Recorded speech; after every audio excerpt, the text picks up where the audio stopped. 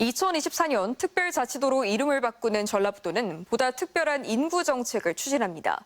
인구 절벽, 지역 소멸을 막는 방안으로 백약이 무효인 가운데 외국의 유능한 인재를 지역에 정착시키는 과감한 정책을 편다는 계획인데요. 지난 1년간 펼친 시범 사업의 성과는 어떨까요?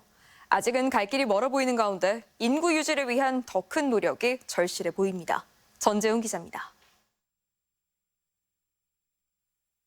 외국인 노동자 고용으로 희망에 들떴던 지역의 한 농공단지 입주업체.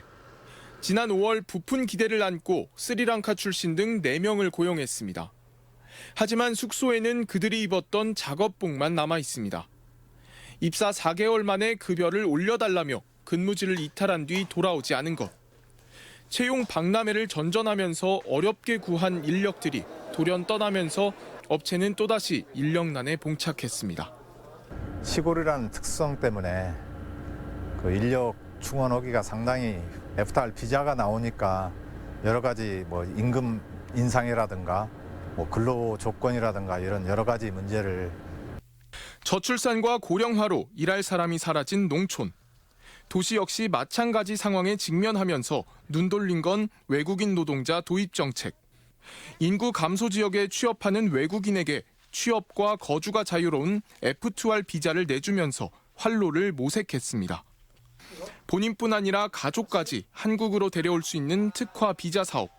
전라북도는 400명의 외국인을 유치했습니다. 하지만 이처럼 일부는 고용된 사업장을 떠났고 시범 사업 1년이 지난 지금 누가 남았고 누가 일하는지 실태 파악도 제대로 되지 않습니다. 인구 감소 지역에 있는 기업들이다 보니까 영세한 기업이거나 매출이 높게 나오지 못하는 기업들이 좀 있습니다. GNI 70%라는 그 조건을 달성하기가 어렵기 때문에 이직을 하고자 하는 노력들이 좀 많이. 거주할 만한 곳이 마땅치 않은 데다 비자 갱신을 위해 일정 소득을 맞춰야 하지만 최저임금으로는 턱도 없어 이탈이 지속된다는 분석입니다. 지난 11월 말 전북의 인구는 175만 6천여 명. 전년보다 14,000여 명 줄어 가파른 감소세가 지속되는 상황. 이대로라면 25년 뒤엔 150만 명 선도 깨질 거라는 암울한 전망이 나옵니다.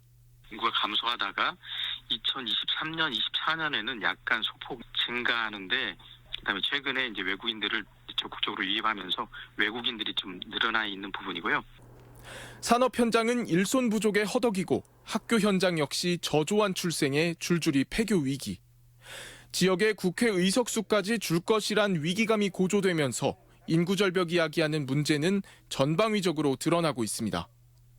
특별자치도 출범을 앞둔 전북은 그동안 숱한 대책들이 무위로 돌아간 만큼 일단 외국인의 지역 정착으로 돌파구를 마련한다는 계획입니다. 유학생들이 어차피 우리 도로 오는 방향을 조금 법무부 정책하고 특화비자 사업하고 연계해서 우수 인재를 유입해서 결국엔 특자 도민화하는 것으로. 단순히 인력 수급에 그치지 않고 지역사회와 미래를 함께할 도민으로 만들겠다는 계획.